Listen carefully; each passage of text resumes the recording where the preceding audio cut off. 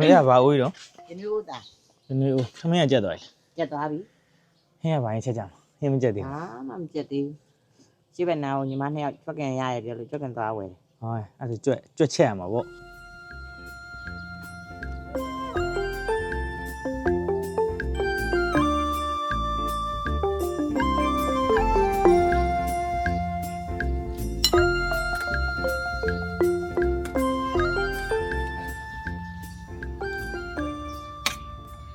ကျွန်တော်တို့ရွာဘက်မှာစပားရိတ်သိမ်းရင်ဆိုတော့လေကြွက်တွေပေါ်တယ်ပေါ့နော်ဒီလိုနှစ်ကောင်3500တော့ပေးရပါတယ်ရောင်းတဲ့သူက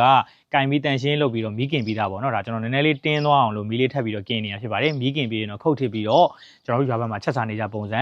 ခင်းကျင်ဒီကြက်သွန်နီလေးနဲ့အနှစ်လေးနဲ့ကြွက်သားဟင်းချက်တဲ့နီလေးပြပေးမှာဖြစ်ပါတယ်ဗျာနော်လိုက်ကြည့်ပေးကြပါအောင်ဗျာโอเคမီးကင်ထားတဲ့ကြွက်ကိုအနေတော်လေးတုံးတစ်ပြီးတော့စပြီးတော့ချက်ပါမယ်ထင်းမီးလေးနဲ့ချက်မှာဆိုတော့မျိုးပေါ်မှာဒေဝတ်တင်မယ်စီအနေငယ်ထည့်ပြီးတော့စီပူလောင်ဆောင်မယ်စီလေးပူလာရင်တော့ကြက်သွန်ပြူကြင်ညံ့အောင်ထောင်းထားတာလေးကိုထည့်ပြီးတော့အနံလေးမှုေးလာတဲ့အထိစီတက်တဲ့ပုံစံမျိုးလေးခဏမှုေးပါမယ်ဗျာကြက်သွန်ပြူအနံလေးမှုေးလာရင်တော့ငရုတ်သီးအချမ်းမုံထည့်ပါမယ်ကြွက်သားဟင်းချက်တဲ့ချိန်မှာငရုတ်သီးချမ်းမုံကိုခုလိုချိန်မှာထည့်ပါဗျာနော်တချို့ကျတော့ချကန်နီမှာထည့်တာမျိုးရှိပါတယ်ချကန်နီမှာထည့်တာလည်းကောင်းတယ်ဆိုပေမဲ့လို့အခုလိုမျိုးငရုတ်သီးမုံကိုဒီကြက်သွန်ပြူနဲ့အတူထည့်ပြီးတော့မှမှုေးပြီးမှကြွက်သားထည့်တာကအနံ့ကိုပို့ပြီးတော့မှုေးစေပါတယ်ကြွက်ညှိနှံ့ကိုလည်းပျောက်စေပါတယ်ဗျာနော်ဒါကတော့အမေရဲ့ချက်တဲ့နီးလေးအမေတင်ပေးထားတဲ့နီးလေးပေါ့နော်ချက်နီးတွေများစွာရှိတဲ့ထဲကဒါကျွန်တော်တို့ချက်တဲ့နီးလေးကိုပြပေးတာဖြစ်ပါတယ်ကျွန်တော်တို့ငုတ်သီးမုံထည့်မယ်ပြီးရင်ကြွက်ခုတ်ထစ်ထားတာလေးထည့်မယ်ပြီးရင်တော့ရောသမမွေအောင်မှုေးမယ်ပြီးရင်ကြွက်သားလေးတွေရဲလာတဲ့အထိစီပူလေးနဲ့ခဏကြော်ထားပေးမယ်ကြွက်သားဘက်လေးတွေဘီမှာပြတ်ထားဆိုအနေထားပေါ့နော်အပေါ်ရန်လေးတင်းပြီးတော့အနှင်းငယ်လောက်ကျက်သွားပြီဆိုရင်တော့ခရမ်းကျင်ဒီကြက်သွန်နီးလှီးထားလေးထည့်ပါမယ်ကျွန်တော်တို့အနှစ်လေးနဲ့ချက်မှာဆိုတော့ခရမ်းကျင်ကြက်သွန်နီးများများလေးထည့်ထားပါတယ်ပြီးရင်အယောင်တွင်နင်းနင်းကြက်သားမုံအချိုမုံစားတို့ထည့်ပြီးတော့ရောသမမွေအောင်မှုေးပေးမှာဖြစ်ပါတယ်ဗျာ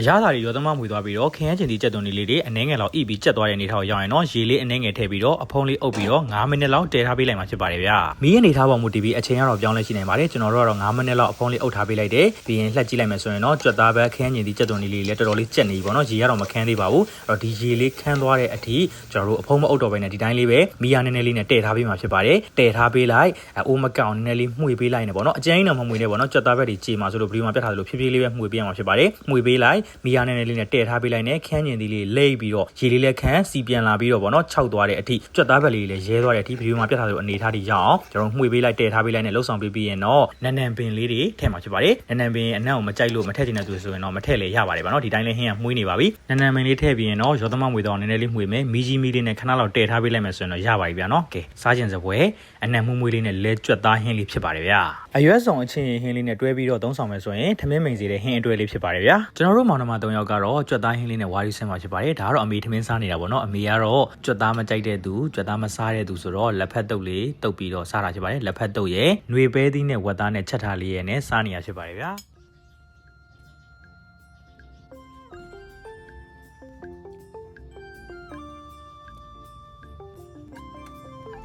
ကြွက်သားဟင်းကပေါင်နေရကိုစားလိုက်မယ်နော်ပေါင်ကြီးတော့ရင်လို့ရတယ်မွေးလာကြည့်တယ်တေးလေးရပါပေါင်နေကြီးပြီပါချက်သားထပ်ဘူးနော်စားဘူးကြော်ပဲစားဘူးခါစားဦးကြော်ကြော်ပဲစားဘူးပါလေစားဘူးစားကြည့်ချက်တော့ရဟဲ့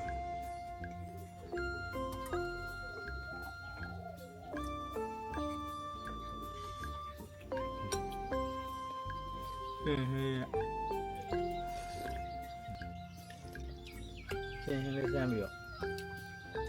ကြွက်သားဟင်းနှစ်လေးနေပြီးစားကြည့်အောင်ညောင်းကြီးတယ်ဒီနော်နှစ်ကိုမှုေးနေနော်နှစ်လေးနဲ့ငါရှင်းနေတယ်ပြီးဆွဲမလေးကြိုက်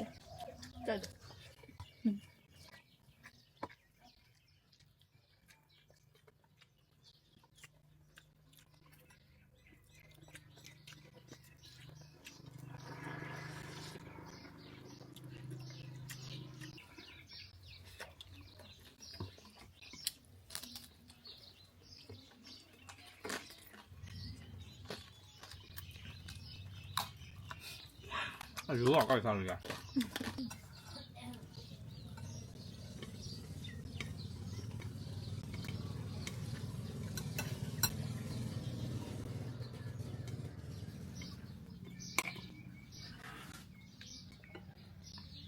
ဆင်းနေပြီးတော့ဒါလေးပါလေဟုတ်ဒီဆန်းပြီဒါကလေးနည်းလေး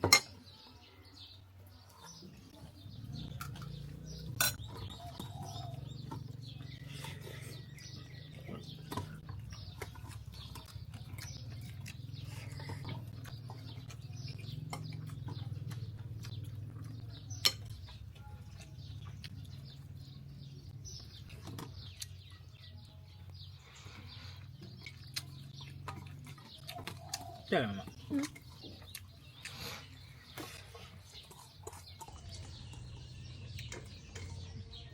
မလို့မလား 妈， ဒီတော့နည်းရောနည်းရော 妈， ခဏပြောနော်ကိုရထွက်မရဘူးလေလေတော့အစွမ်းနေတူထွက်လိုက်တော့ပေါ့အားလုံးပဲကျေးဇူးပေးကျေးဇူးတင်ပါတယ်ဒီနို့ဗီဒီယိုလေးကတော့ကျွန်တော်တို့ရွာဘက်မှာပေါ့နော်ချက်စားနေကြပုံနဲ့ကြွက်သားဟင်းချက်နီလေးပြပေးလိုက်ပါတယ်ကြွက်သားကြိုက်တဲ့သူတွေဆိုရင်ဒီလိုမျိုးလိုက်ပြီးတော့ချက်စားကြည့်ပါစားကောင်းစီရမယ်လို့ကျွန်တော်ဒီအားမခံပါတယ်ဗျာနော်အားလုံးပဲကျေးဇူးပေးကျေးဇူးတင်ပါတယ်နောက်ဘလော့လေးမှာပြန်တွေ့ကြရင်ဗျာနော်ဆက်စားလိုက်ပါအောင်မယ်ဗီဒီယိုလေးကတော့ရက်လိုက်ပါတော့မယ်ဗျာအားလုံးပဲတဒါ